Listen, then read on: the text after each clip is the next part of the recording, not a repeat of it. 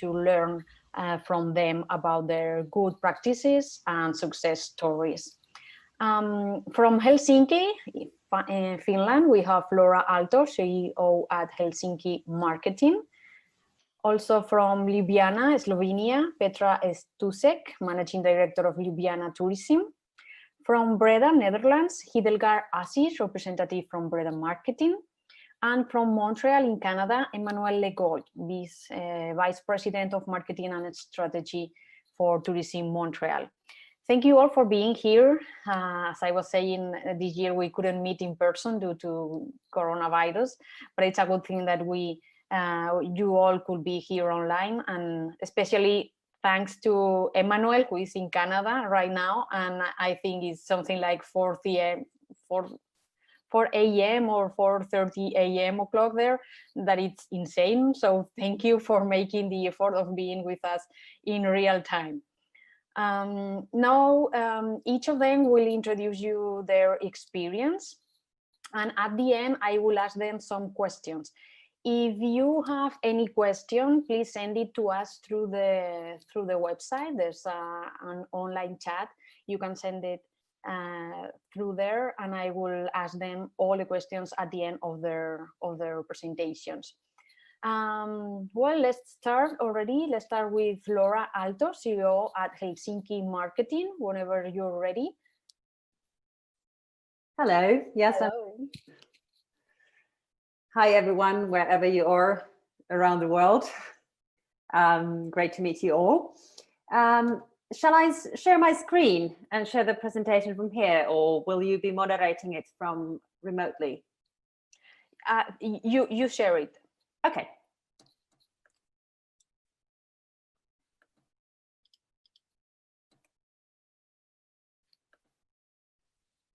There you go. Obviously, I'm talking about Helsinki and a sustainable life that we are providing to everyone. And I'm especially happy about this all-female panel, especially coming from a country that is led by a 30-something prime minister, doing a brilliant job fighting the COVID crisis at the moment. So really happy to join this panel discussion. Fighting the climate change is one of the central drivers for change affecting our quality of life. And the first point I'm making is that the climate crisis is not going away, even though we're living a massive crisis at the moment of COVID-19. Fighting the climate crisis is there to change, there to stay. And to Helsinki, we are focusing on two activities in all of the city's activities. One is fighting the climate crisis, and the other one is being at the forefront of digital innovation. And I will come later a bit more detailed in this, but I wanted to start by saying that it's not a thing for the tourism industry itself, but it's a thing for the whole political agenda that the city has. Like my title said, this is not a thing for a small minority or nor is their privilege. We are committed to promoting a more sustainable life for everyone. That includes the locals, the visitors, and the businesses being active in the city. I'd like to point out here that sustainable solutions are not only environmentally friendly or energy efficient, but also socially sustainable. And I believe that this is becoming even more and more important when we enter the post-COVID period. Now, let's take a look at the Helsinki city strategy. In accordance with the city strategy, Helsinki takes the preventions of climate change seriously, and we are aiming to reduce the emissions by 60% by the year 2030. And the target is to be completely carbon neutral by 2035. Now, if you look at the cities globally, this is not specifically I mean, of course, it's a big challenge for us, but we're not the first city in the world to do so. But if you look at the fact that at the moment, about 50 to 60% of all energy produced in Helsinki is actually produced with coal. This is a major achievement for the city. And to reach this goal of carbon neutrality, we need to take concrete actions. And I'm going to go through some of the initiatives that the city has on its way at the moment, and linking the tourism management to those ones. Now, the first one is an action plan called Carbon Neutral Helsinki. It's a total of 147 actions that are recorded in the emission reduction program called Carbon Neutral Helsinki. And we have lots of the tourism related activities are actually included in this 147 action plan of Carbon Neutral Helsinki. And by embedding travel industry and the tourism initiatives in the city's wider agenda, gives it a whole completely different kind of also political strength. Another example that I wanted to showcase here is a project called Helsinki Energy Challenge. This is a global €1 million challenge competition. Like I said, today, even between 50 to 60% of the energy needed in Helsinki is produced with coal. I mean, this is a country up north, and it's quite cold, and we need a lot of energy. And still, a lot of the energy is produced with coal. So this is a really tough task for us if you want to be carbon neutral by 2035. And for that, the mayor of Helsinki has opened up a Helsinki Energy Challenge, which is now on its way. We will actually release the finalists in a couple of weeks now in November, and then the winner of this prize is going to be announced next year in March. And this has raised a lot of attention globally. So there's a lot of global teams taking part in the initiative and coming up with the solutions to how to solve the very, very wicked problem that we have here. Another point or action that I wanted to highlight here is a thing called Sustainable Development Goals. Everyone is aware of these, of course, but we started to report these Sustainable Development Goals on a city level year and a half back. So it's called the so-called voluntary local review, and there's a global kind of phenomena or global initiative between leading global cities. New York was a city that was the first one taking action in this, and Helsinki was the second one to join the movement. But really to focus on the fact that while nations talk, cities act, and really making it understandable and visible that what kind of actions the cities are taking when fighting the climate crisis and working towards more sustainable development goals. And why I'm pointing out these is that I think it's important that when you talk about smart tourism, you don't only talk about tourism or tourism industry, but you build it up to wider context, is whether it being the city strategy, whether it being UN Sustainable Development Goals, or other initiatives that are relevant and politically strong, and that the city government, the national government are committed to doing. And this makes it not only kind of like more important, but also more meaningful for people. They realize that what are they working towards. So like I say here, to ensure the impact, smart tourism development needs to be embedded in cities' wider agendas. And I think this is especially important, not only from the communications point of view, but also from the management point of view. Helsinki was, along with Lyon, the first European capital of smart tourism at 2019.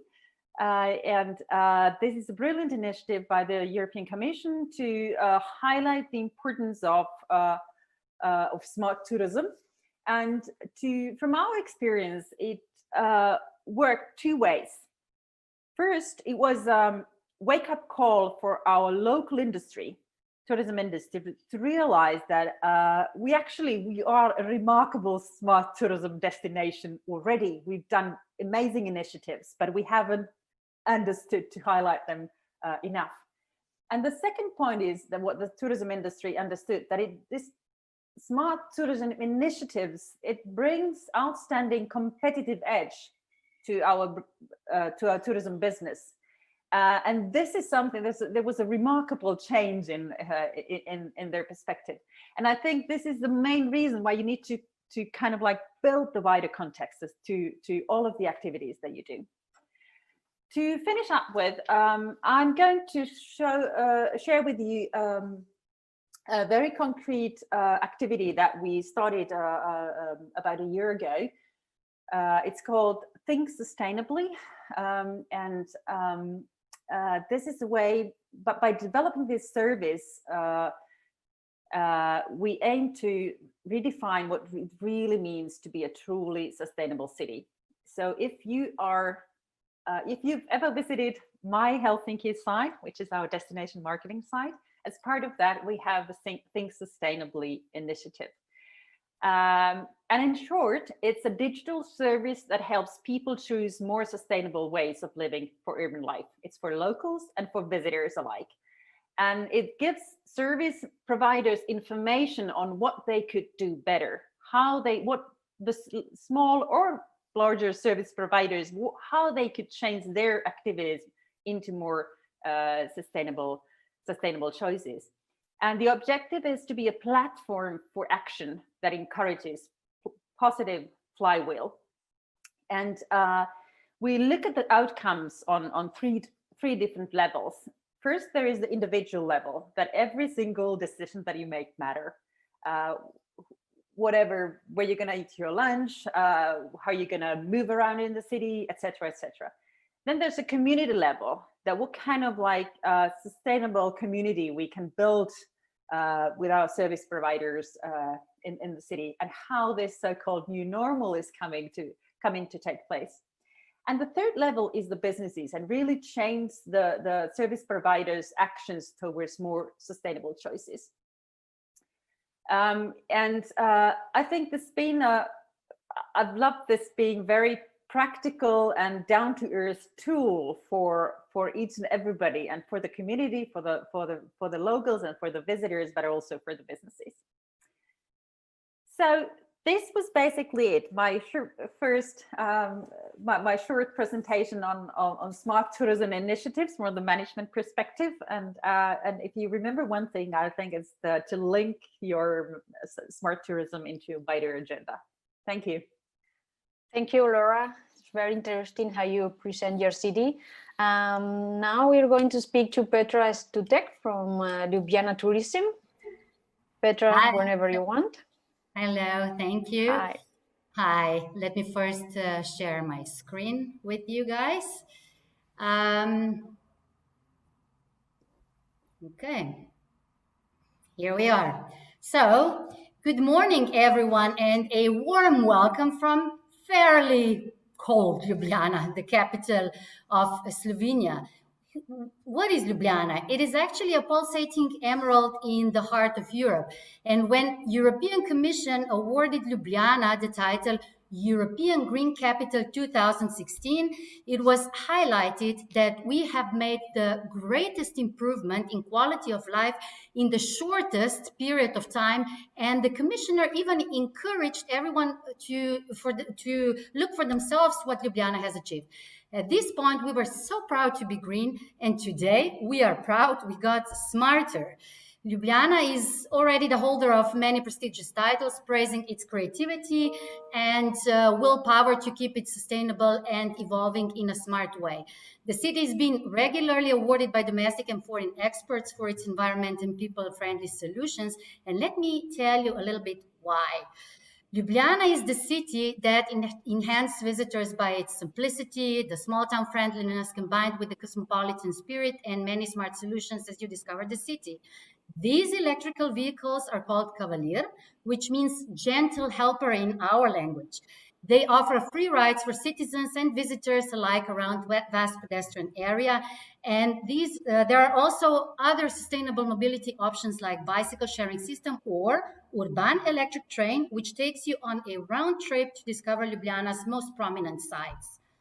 As we try to preserve inclusive environment for everyone, the city invested into innovative solutions to help people with disabilities to move faster and easier through the city. Citizens and visitors can use the app and smart card Urbana for city buses, which are also adapted to the needs of the disabled. Petra, may I interrupt you? We are not seeing your presentation in full screen. We're not. Oh, okay. Okay. If you want, I think it will be better for us to see. How come? How can I do it for you to see it in a full screen? I see you see the text or how? Yeah, we see the presentation on. Okay. Huh. Do you have a? Maybe on the one. If it's not, it's okay. We can follow that way. But just in case you didn't notice and you want to do it. No, I didn't notice, and it's a shame. I would love for you to see it in a full screen, and that is really weird. And I don't understand your your text on the screen. Hold on.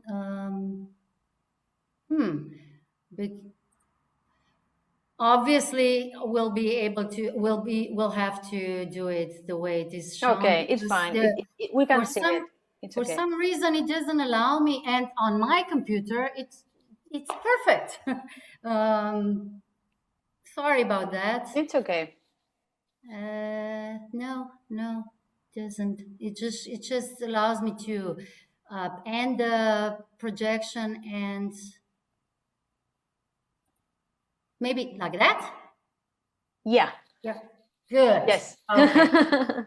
So let me try to go with a, hold on. What you've seen, the urban train you've seen, and these mobilities you've seen. So let me start, let me continue with the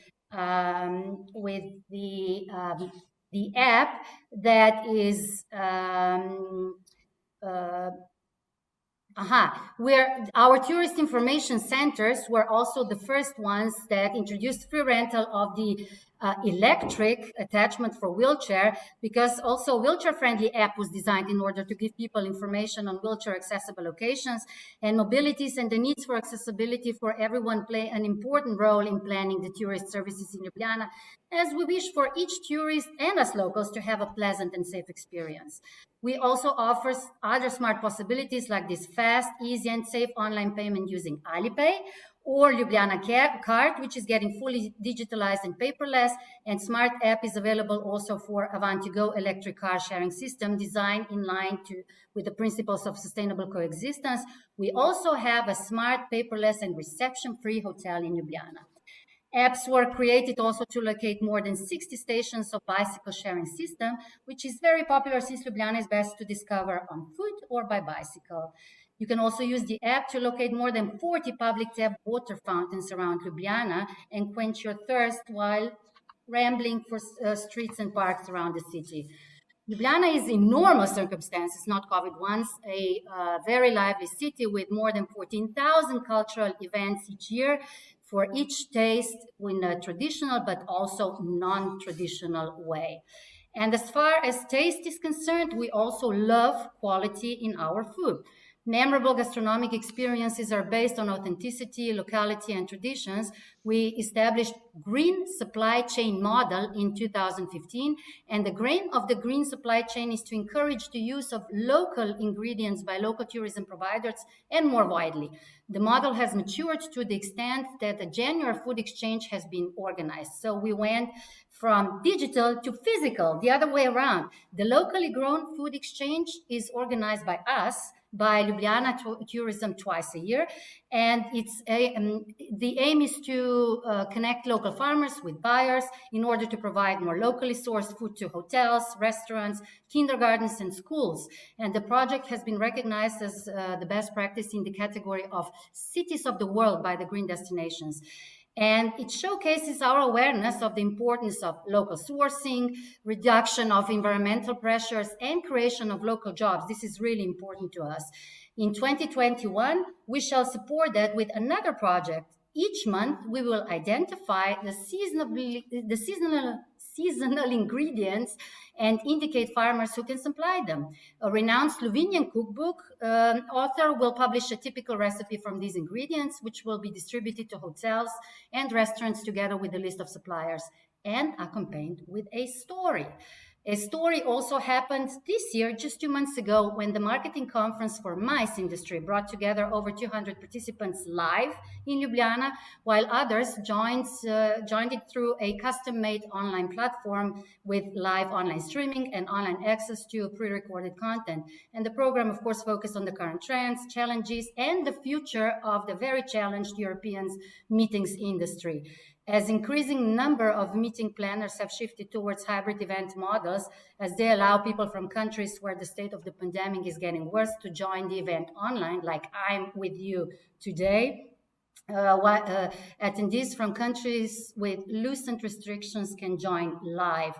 Although the organizers of Conventa are certain that live events will never go out of fashion, we had to adapt and adopt the hybrid form of Conventa crossover, including the special lunch boxes for each individual. And just when the conference seemed doomed to COVID extension, it turned out to a very vivid success story echoing through the vacuum far and wide. And in the near future, a new digital initiative includes cultural heritage, accessibility, and new creativity in digital landscape. The 3D modeled augmented reality guided tour will unveil details of architect Plečnik's, our architect's work throughout the city, how Ljubljana would look like if Plečnik had been able to realize his last 4 major monumental metropolitan projects. A new town hall, a butcher's bridge. Only 2/3 of these pictures are in real. The middle one, unfortunately not, was Plečnik's dreams. Then the Cathedral of Freedom and a monumental octagon with tower atop the castle hill. The white thing doesn't exist, everything else does. So what's the aim of this project? We want to increase, of course, the domestic and foreign visitors due to vast cultural offer. We want to raise a architect Plečnik's distinguished heritage recognition and accessibility for foreign and domestic guests. And of course, we want to develop and promote innovative, highly quality cultural and tourist experience suiting modern tourists. At the end, I would really like to emphasize the importance of putting the citizens first, because if they or we internalize the values of the city, the tourists will follow. So for raising sustainable awareness, we use online exhibitions, social events, mobile applications based on two-way interactive communication. And the 14 strongest cultural institutions and companies have over 15 million visits per year with over 1.6 followers and users, and the numbers are rising. And that in a country with only 2 million inhabitants in total. So our main goal is of our new strategic action plan for the next 6 years is to get smarter in every aspect.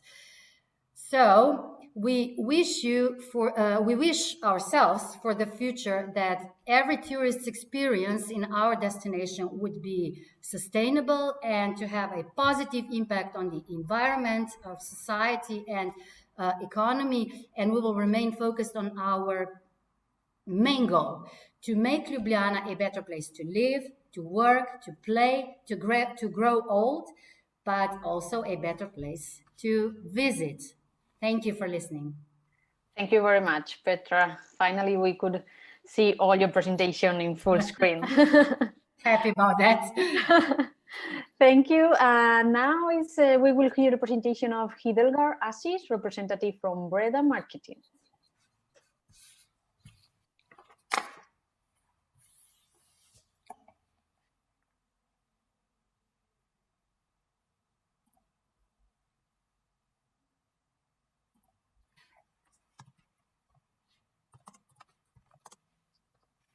Hi everyone. I think you can all hear me now. And is the presentation full screen? No yet. We see your PowerPoint. You have to enter the key for full screen. Yeah, that's what I did. I think I have the same problem as let me check one more time. Stop share.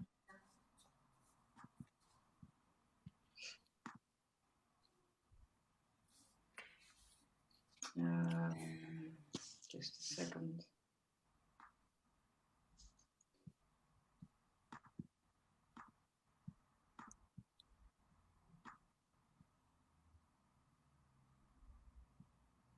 Still not full screen? No. Are you using two screens or just one screen? Just one. Maybe now? No. No. I don't know why. And now? Now, yes. Yes? Okay. Yes. Thank you. Thank you. Thank you. Thank you for inviting Breda to the Smart Tourism Awards. I feel honored to give a presentation with all the other cities. And my name is Hildegard Astis. I'm Managing Director of Breda Marketing, and we are responsible for marketing Breda nationally and internationally. And our aim, no, it's not continuing. Oh. I think I will do it differently. Oh, now it's changing. Yeah. Our aim is to, we want more people to love Breda, to live, to work, to study, or to stay here. I think that's a purpose we all are striving for. And why? Why would we like to love more people to love Breda? We want to become the first national city in a park in the Netherlands to improve the quality of life in Breda. If you ask people why they love Breda, mainly they all ask or say that they love to live in Breda because of the people, the surroundings. It's a village, but it feels like a small town, so to say. And that's something we want to improve even better. So just suppose, what if we are a national park, a city in a park? What will be different for our residents and visitors? And I think the answer will be that we want to be more healthier and greener and bluer than we are nowadays. It's one of the 3 strategic pillars in branding Breda. The other ones are becoming a true city for all our visitors and inhabitants. But also we want to be an international hotspot for creativity and applied technology. So that's the crossover between nature and technology. That's always interesting. So how are we using technology and creativity in making the city healthier, greener and bluer? Currently 60.8% of Breda is nature, which makes Breda already the greenest city in the Netherlands. But of course, we're always aiming for better and improving quality of life, especially regarding the challenges we have related to the climate. So what are we doing? Quite basically, we just start by creating inspiring products, by just having small bike walks, for example. It's nearby your house. Every neighborhood should be within a flip-flop distance, so we say, should be near a park. And that makes it every neighborhood has a green surrounding in the area. But we're also creating the longest single park in the city center. It's a river that goes through the city center, and we are greening the whole area, including bike paths and a walking path, of course. And during springtime, you can see the lovely flowers we are famous for, the tulips and the daffodils, of course. And they're related to our history, which is related to the royal family of the Netherlands. So you can imagine which colors you see during springtime. That will be mainly red, white, blue, and cold, of course, or orange. And another one, of course, is, Holland is known as the cycle country. The best way to get to work is on your bike, of course. And even though it's windy and rainy quite often in the Netherlands, we try to inspire people to commute by bike instead of car. And this way we reduce, of course, the traffic and the congestion to the different cities within the area. It's healthy, and by creating bike speedways, so to say, you really have, the space to cycle with a lot of people all together. And of course, we are measuring the use of our greener areas, initiatives, and products. We're using sensory for a lot of projects. You see some of them here.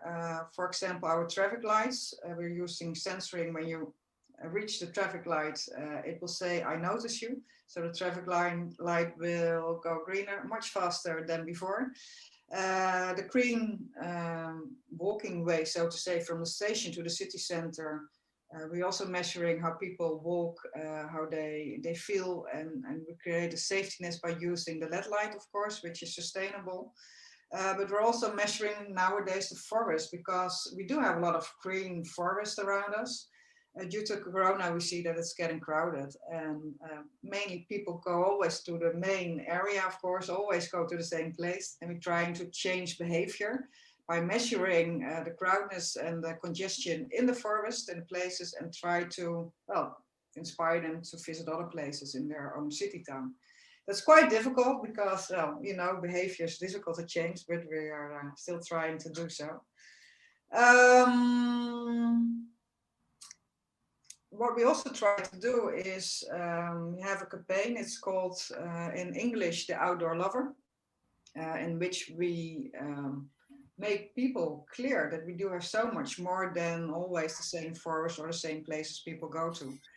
And here we follow the movement of National Park City, which was initiated by Daniel Raven in London. You might have heard of it. And it's quite simple. How can we ask our inhabitants to help well, in making the city more greener? So we created a green map, so to say.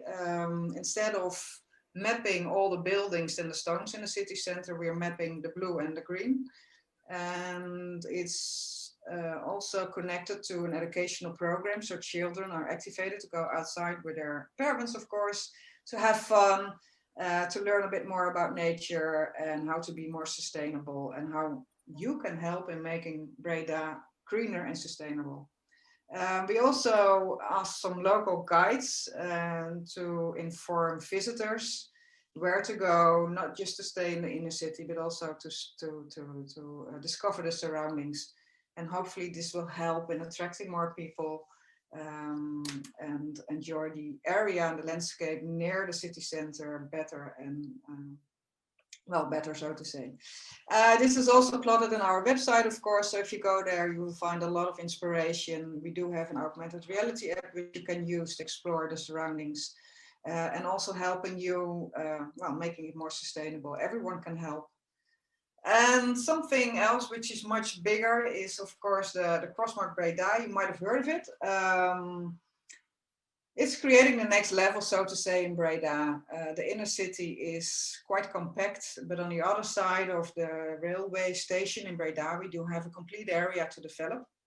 And it represents a radical change.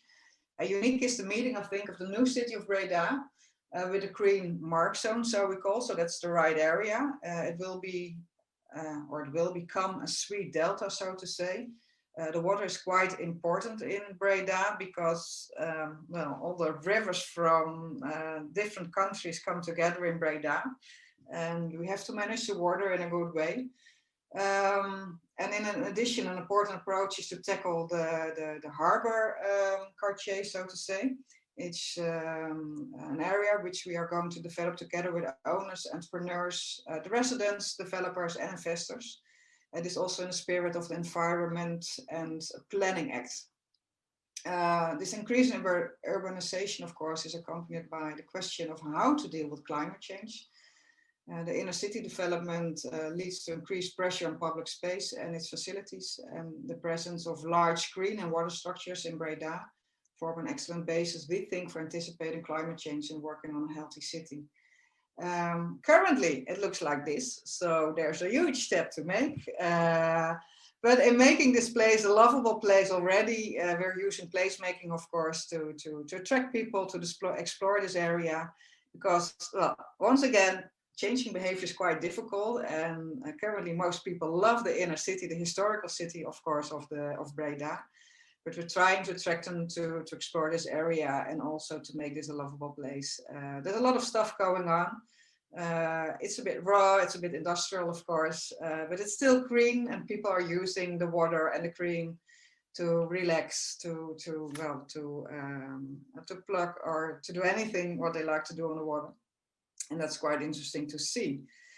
In the inner city itself, like I said before, we are using the gaze and the singles to make it more green.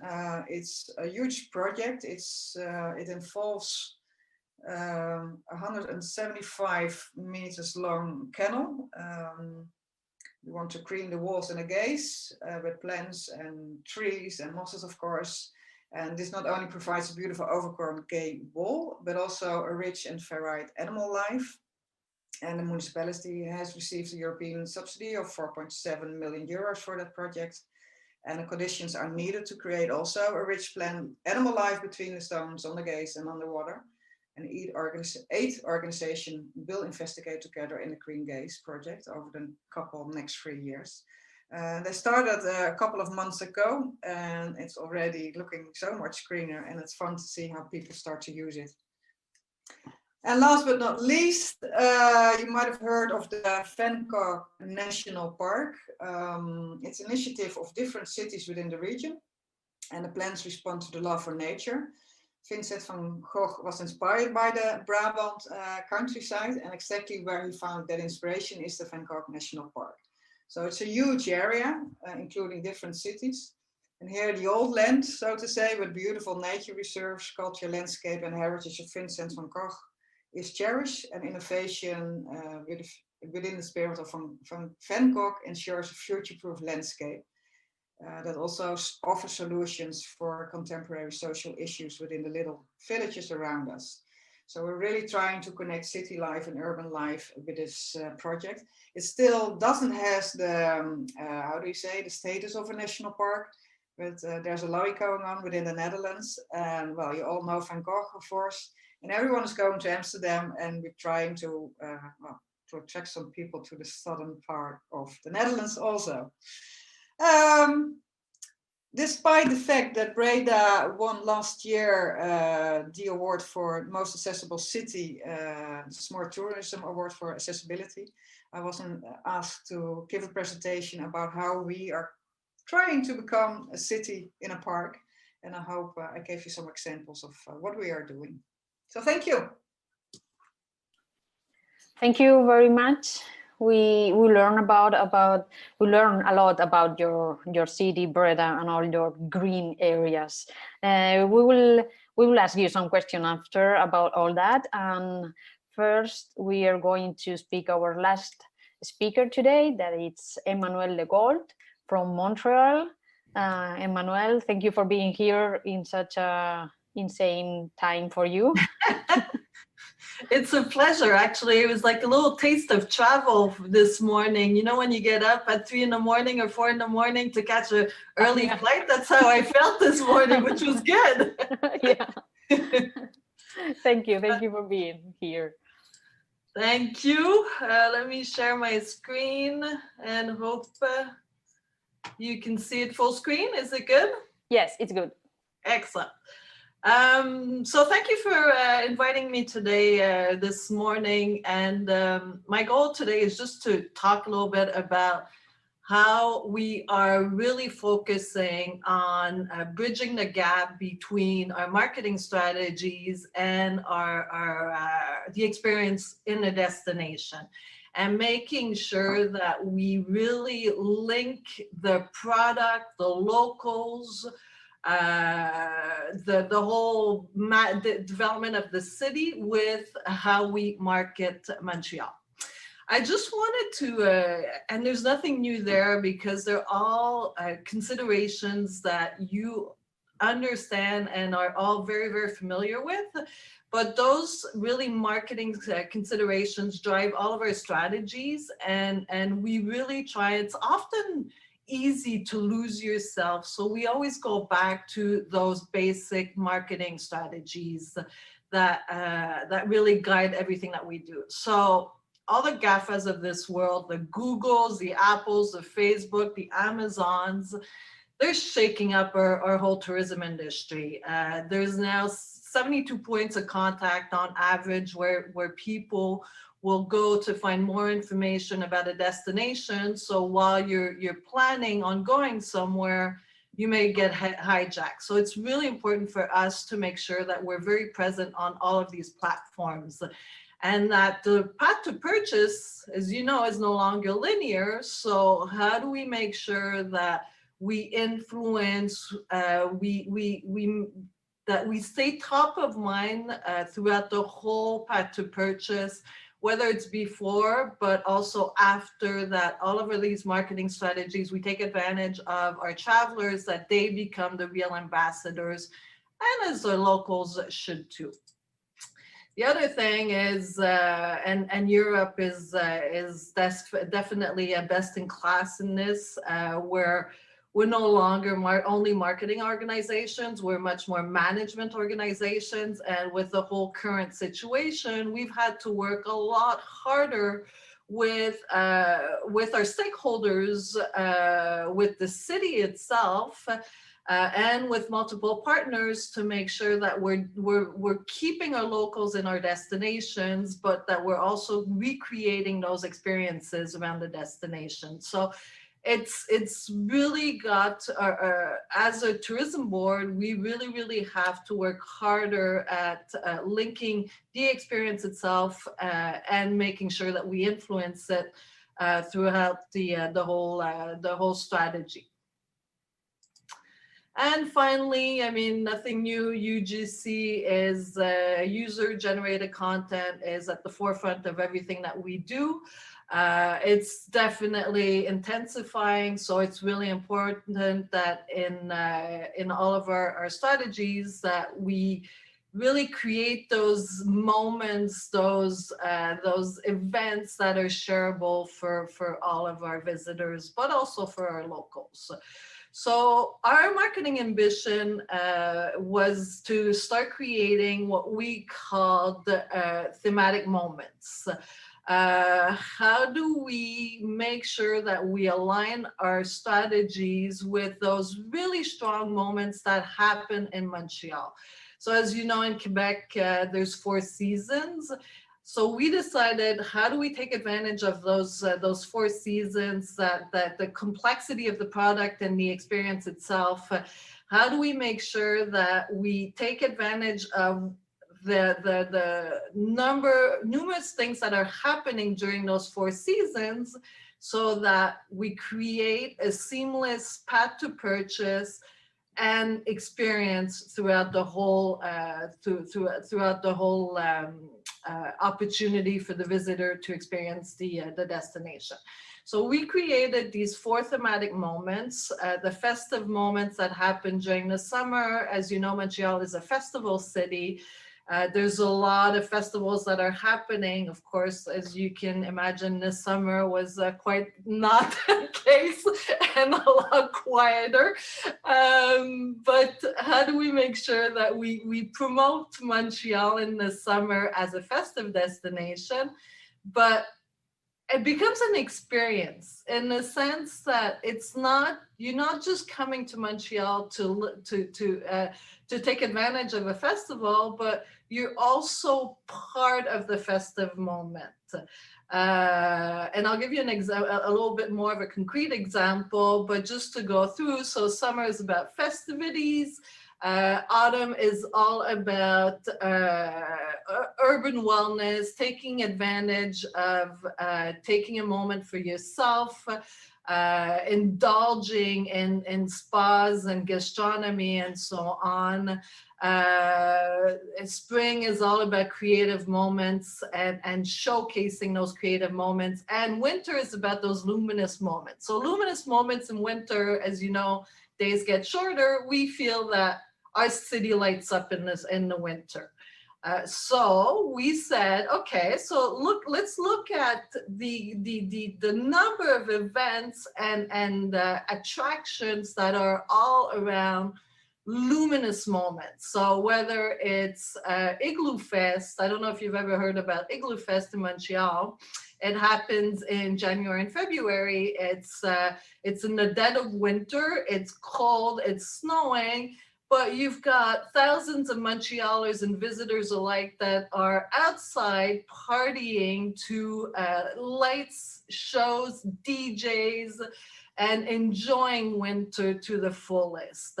Another example of how Montreal lights up in the summer is Aura at the Notre Dame Basilica, which is a light show within our biggest basilica in Montreal. La luminothérapie is another example, but even our bridges light up. So what we tried to do was, so there's these really strong moments that happen throughout the year, and there's an important density of these moments. So how do we make sure that throughout that whole experience that the visitor and the locals live, we really brand it? So when you get to the airport, for example, at the luminous moment, how do we make sure that you are experiencing a luminous moment when you disembark the plane? When you get on the bus, on a shuttle, or in a taxi, how do we recreate that luminous moment or that indulgent moment in that experience? When you get to your hotel, it's the same thing.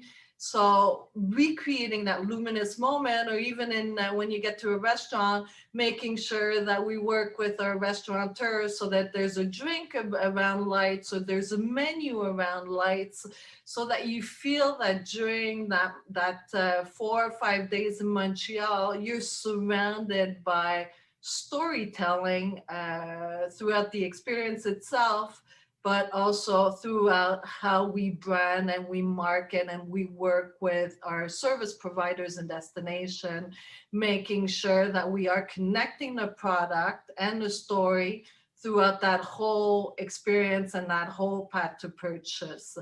So we launched this in just at the beginning of this year. I feel like it was 2 years ago with what's happening right now.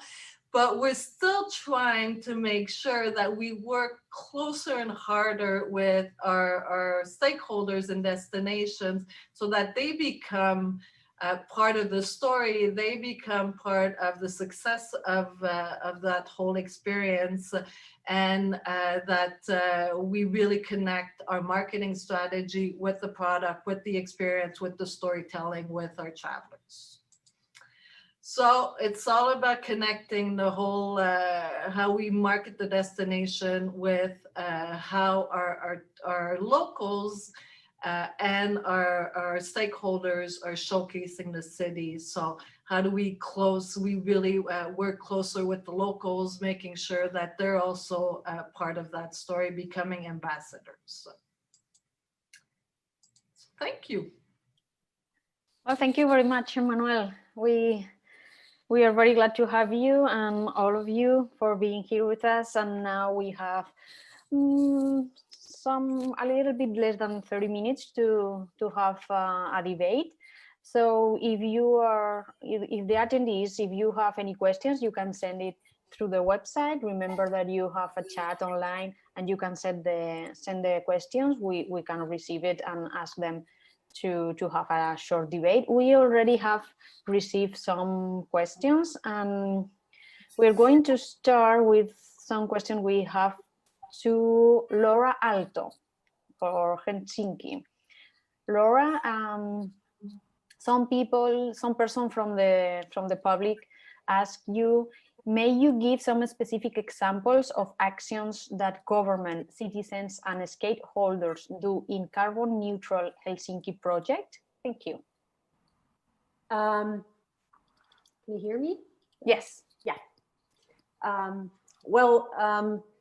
The biggest thing is the production of the energy in Helsinki. So, like I said, some of the actions are quite huge ones, like the Helsinki Energy Challenge, where we're going to change the whole energy production system in Helsinki. At the website Helsinki Energy Challenge, you can follow how the competition goes on. So that's one example of the major achievements. But another thing, a smaller example that has actually a really large flywheel effect is a thing that, because we live in a cold country, like at a cold city up in the north, how well the isolation in the buildings is organized, and what kind of we don't lose any energy outside the building. So this kind of like also making lifting the standard in terms of energy sufficiency in existing buildings is another one.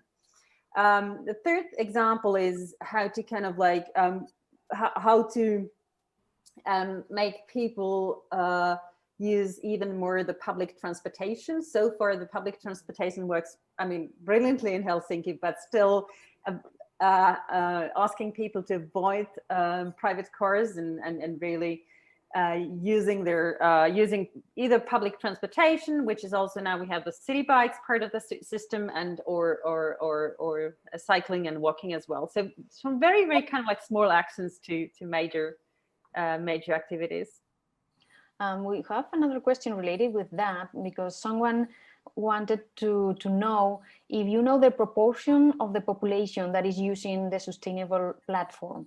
And now, are you talking? I guess the question was about the Think Sustainably service. Yeah. We launched it a year ago, and as part of our My Helsinki website. To be honest with, I don't remember the actual numbers there, but yeah. What's really interesting is that actually the content talking about sustainable things is something that is the most used on our site, and where people spend most time. So even though the articles are longer than in this more traditional kind of like destination tips type of content, when people enter the Think Sustainably part of the website, they spend more time there. Mm-hmm. And I think this is not.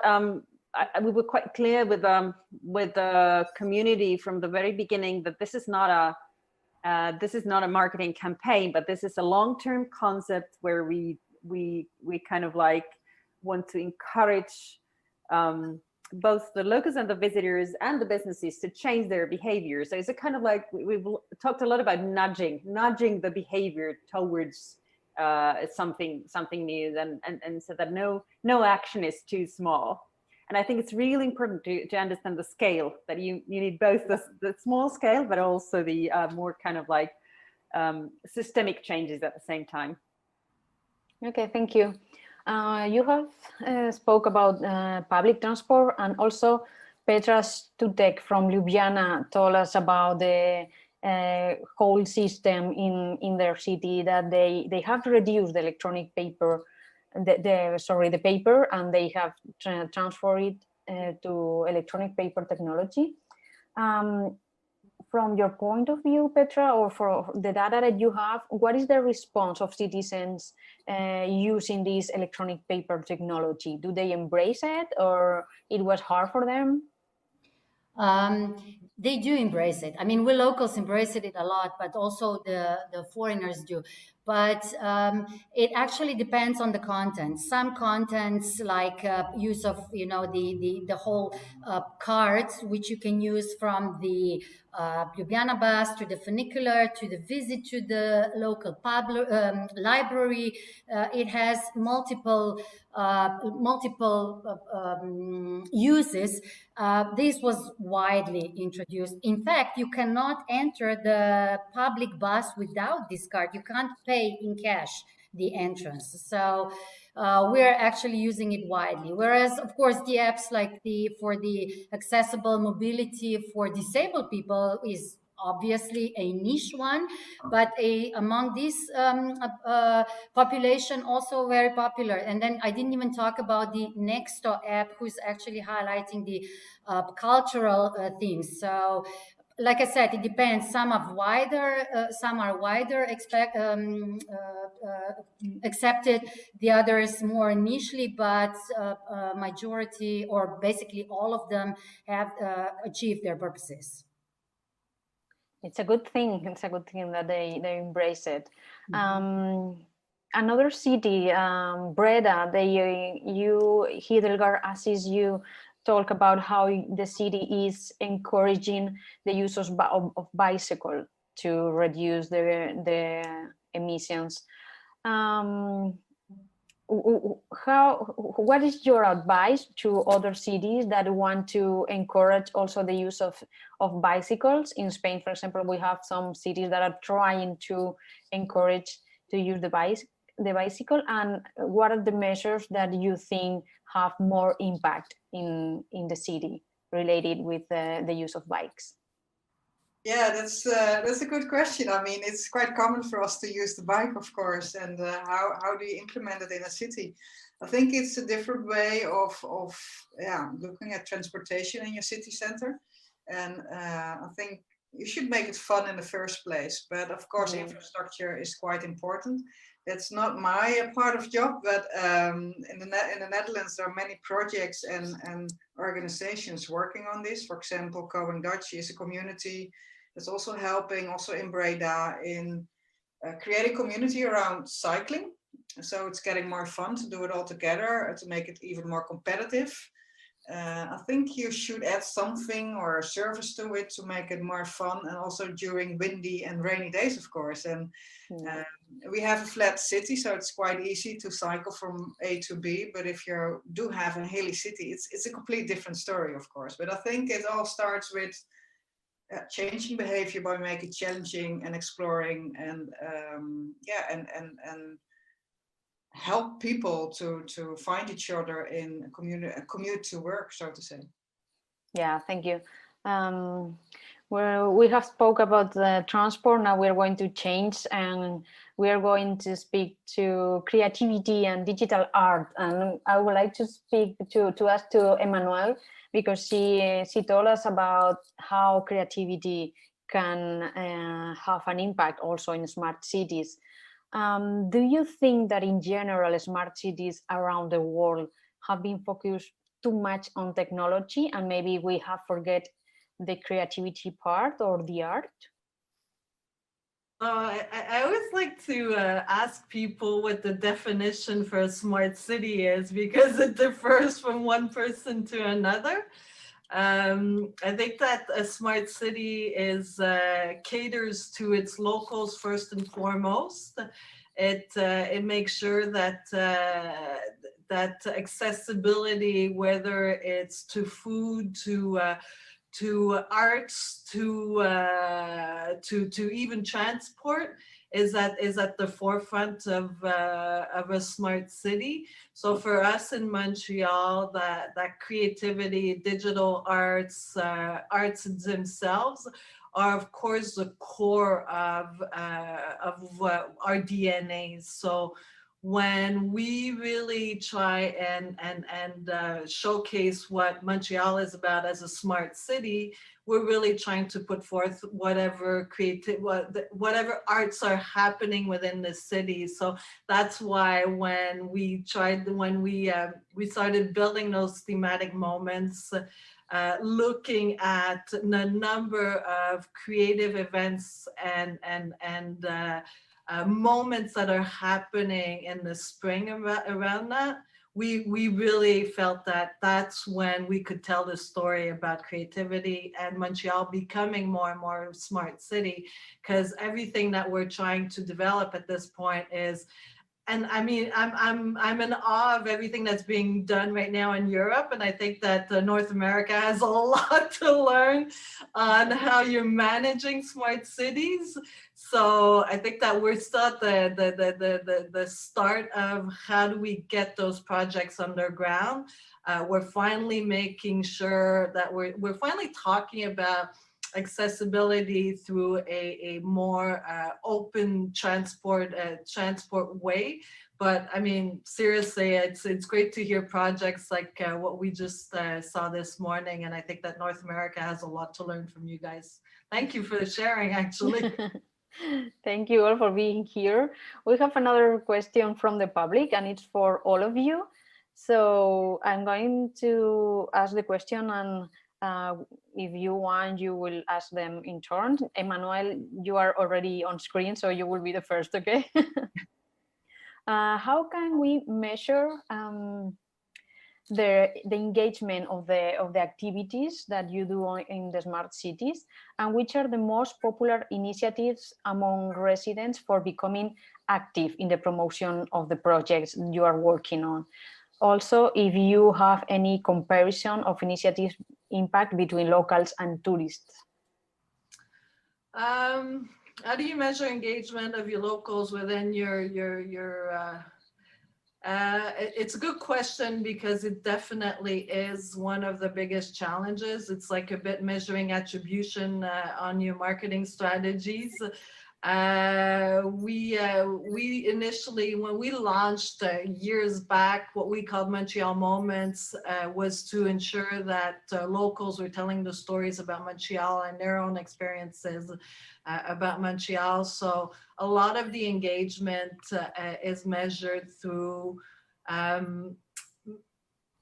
repurposing the content that's being told by the Montrealers themselves, but also a platform that we are working with right now on the resident sentiment that gives us better insights on what Montrealers are feeling about their destination, and how we as a tourism board can try and influence the development of products and the alignment of smart city strategies on real needs of the locals themselves.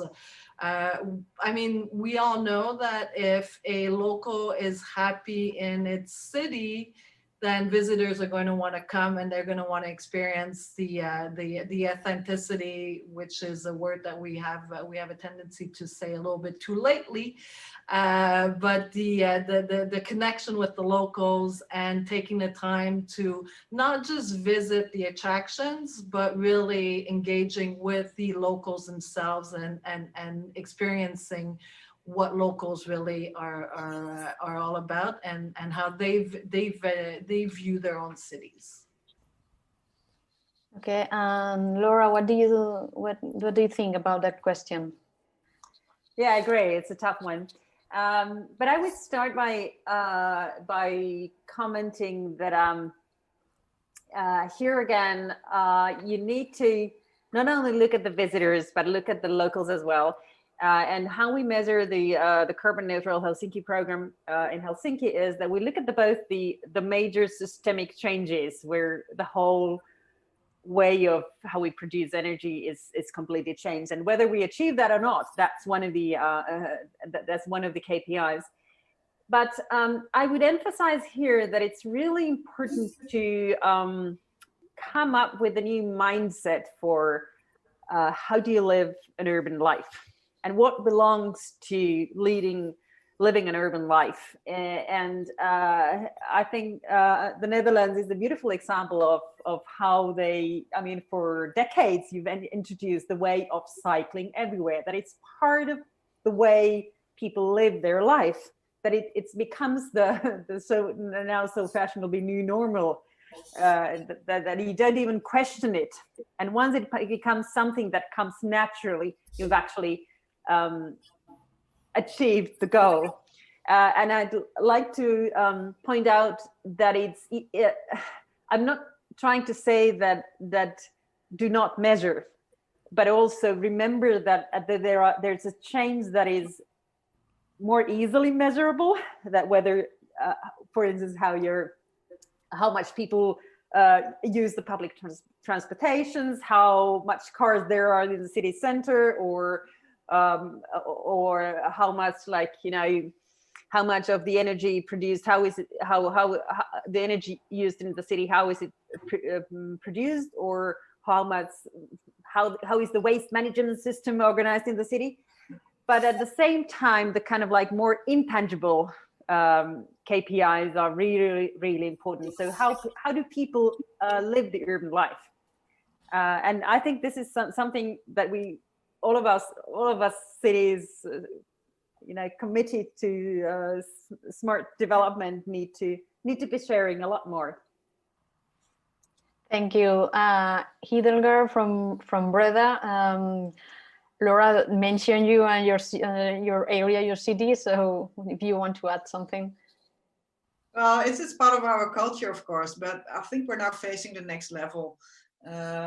People are really attached to their cars. So how to get them out of the cars and use the bicycles. And I think that's the next level. I mean, to use cars for commuting to their work. I think that's the next level we are trying to achieve in the Netherlands. It's also a governmental project. So there's a lot of energy and attention for this project to make it work in reducing carbon, of course. On the other hand, like Laura said, I think by using our sensoring system, we can measure use of the products we are developing, like the walking paths, the bicycle paths, but also the use of water. And I think that, well, that's especially related to Breda. We do have many volunteers. They are really enthusiastic about their city center. And if we organize an event or, for example, an initiative like the local kites, there are lots and lots of people who are interested. And I think that's also a way of measuring how proud the people are of their city.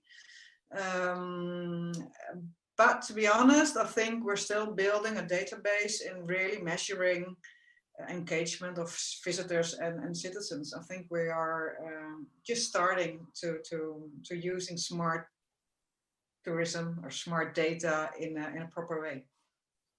So there's still a lot to learn. So yeah, for all of us in all cities. Definitely. And finally, what is the case in Ljubljana?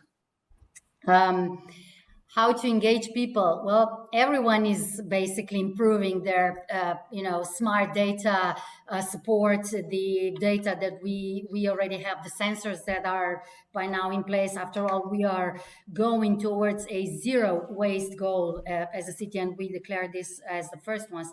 But actually, we genuinely believe that the simplest or the simplest solutions are usually the best ones. So then we upgrade these simplest solutions.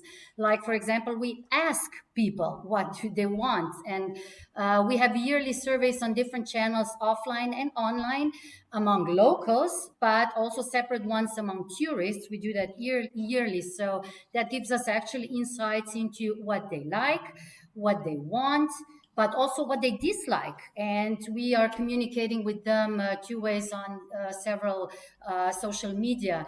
But sometimes we also surprise them on our own with something new, since we in Ljubljana live culture, not just watch it, but live it. I told you before that we have more than 14,000 events per year, a lot of them free of charge on the street, which is pretty impressive numbers, especially for the city of our size. So we wanted to make culture accessible even during the recent lockdown. By the way, we're now obviously going to the second one.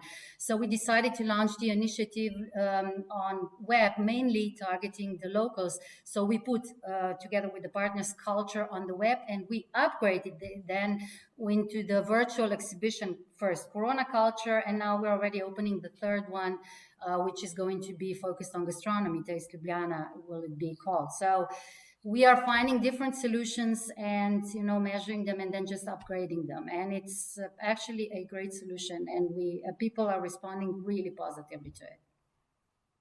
Thank you. I want you to know a comment that we receive right now. It says very interesting this part of the Congress, and congrats to all the speakers. Thank you. So we want to transmit it to you. We have 4 minutes more, and I would like to end with one more questions for all of you. It has to be answered very quick because we have 4 questions, more or less 1 minute each. How important is the private sector for develop a smart destination, and how do you get to private companies to understand this need to cooperate? We will start with the same order. Helsinki, go with Laura.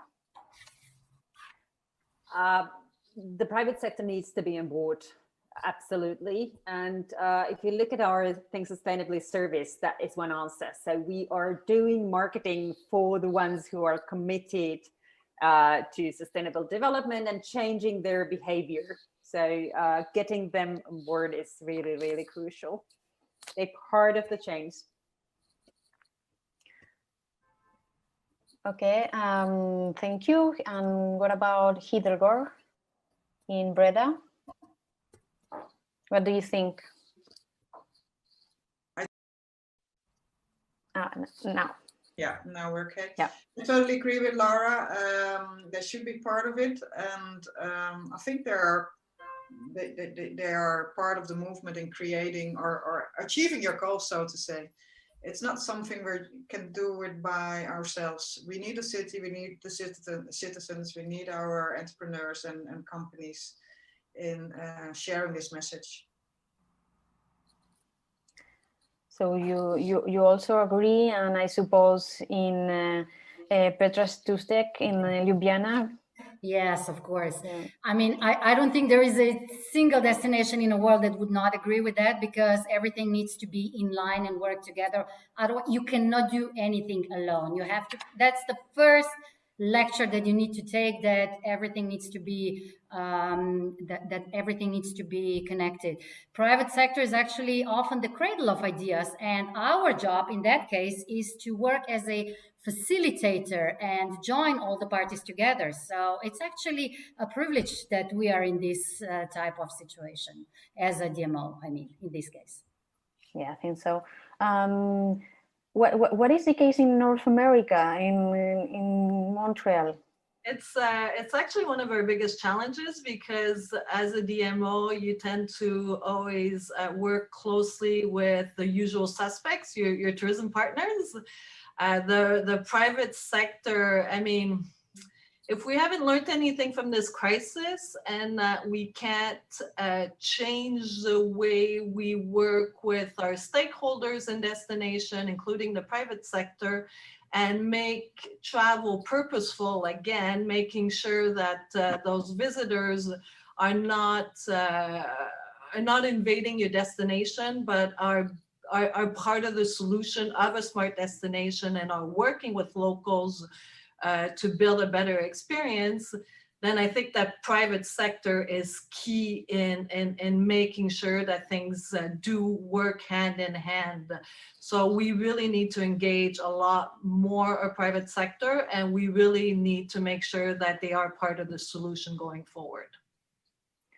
Well, thank you all for your answers. We are now running out of time. It's been a real pleasure to speak to you and to have the chance to know all your fantastic initiatives. thank you again all for being here, and also to all the attendees. We are going to stop here. I think now is time for a short coffee break, and after that we will be back with more presentations. Don't go too far. Thank you all. Thank you. Bye-bye. Thank you very much, Mrs. Buendia and all the speakers for their interesting contributions.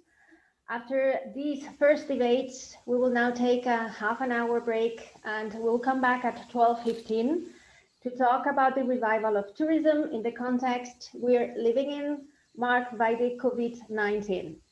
We will be here with you again at 12:15, so thank you very much and see you then.